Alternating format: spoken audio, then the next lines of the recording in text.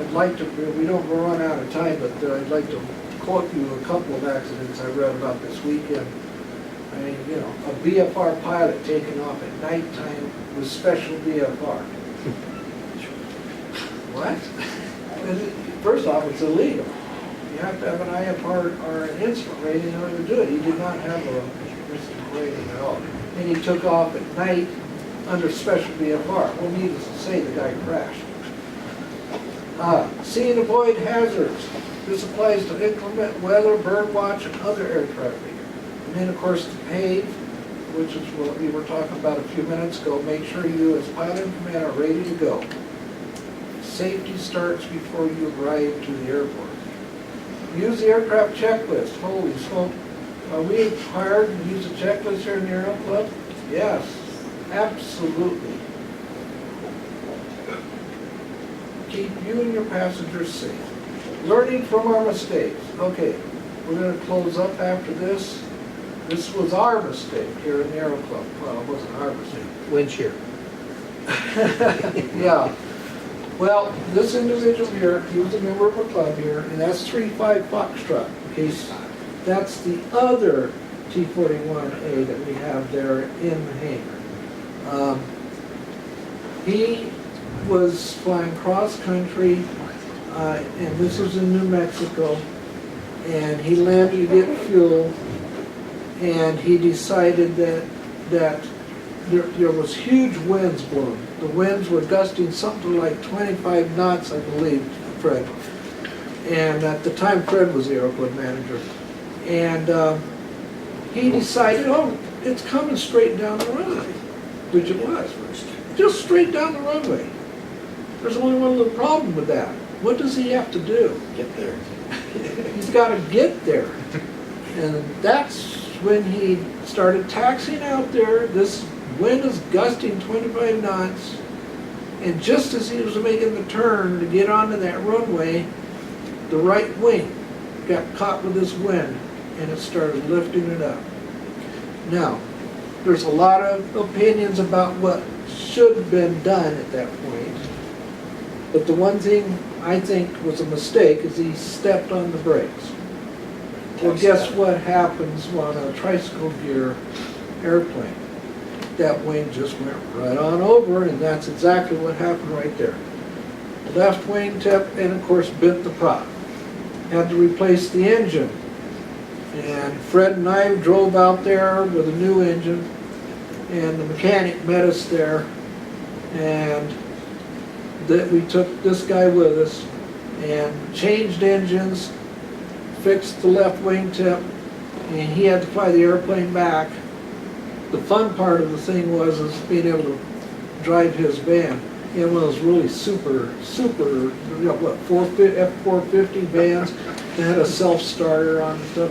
You know, while he was flying the airplane back, Fred and I had fun driving back in that thing. But anyhow, it wasn't much fun for the Aero Club because what, it was about $15,000. Yeah. And so this is what our mistake was, or at least one of our members had the mistake of. Just to let you know, remember I said earlier about the FAA getting you in trouble over things like this. Because the pilot, who at least he did use his mind there after the accident, he got out and took about 30 pictures of the airplane. And that's what saved us from the FAA coming in and trying to do their investigation on it. So Fred talked to the FAA FSDO office in Albuquerque, and they said, well, you know, we saw the pictures, and number two, we know that you're part, you know, that it's Aero Club for the Air Force, so we're not going to pursue it any further. So we got out of that one. So if anything like that happens, if you have a camera, take pictures of it like crazy. Don't taxi out. But don't taxi out with winds gusting, you know, 25, 30 knots. I wouldn't even taxi out except, you know, what is the limitation of this airplane? Just within the winds. Okay? Fred, do you have anything to add to that? No. Okay. It's not considered an accident either. Yeah, they didn't really consider it as an accident. Nope. That's what the Incident FAA only. came back with. yeah. Even gear up is considered an incident. Okay, there is tons of other stuff that can be told, but basically I think we got the point across. Don't forget to sign that sheet, okay? Because Bob is gonna have to turn in to headquarters, you know, the people that made it to this meeting. And out of all the years I've been here, this is the first time I've ever had a mandatory meeting come down. Civil Air Patrol, we have them all the time. But here, this is the first time I've seen it. So, It's the most people we've ever had, by the way. huh? It's the most people we've ever had. We're about 50% more than we've ever had. This is probably, yeah. I appreciate everybody showing up, by the way. Yeah, thank you for being here, and there was a lot of other stuff in here. We got it all out there. Next meeting is 17 July, 2018. Are you guys still gonna be here yet? Still be Okay. here. Good, we'll see you then. Like 3 days. 3 days, okay. Oh, you have plenty of time. Yeah. At the hotel with the truck. Does anybody have anything to Anybody not say? signing? Over here. This way.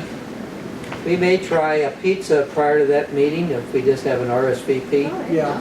And then people just bring sodas and what have you. Yeah, If we do we it are in the patio due. out here, sometimes that's kind of fun. We haven't done that for a while, We so. haven't done it in a We may while. try a pizza feed starting at 6 o'clock and the meeting going at 7 for July. And we are due to have a barbecue at the Aero Club too. We haven't done one in a while. So that's, if we do that, we need cooks. Because Bill Cooper is now gone, who was our cook before. And so we need new cooks who know how to barbecue hamburgers and hot dogs, and we even invite the wing commander to it. So oftentimes they show up. Okay, we're done.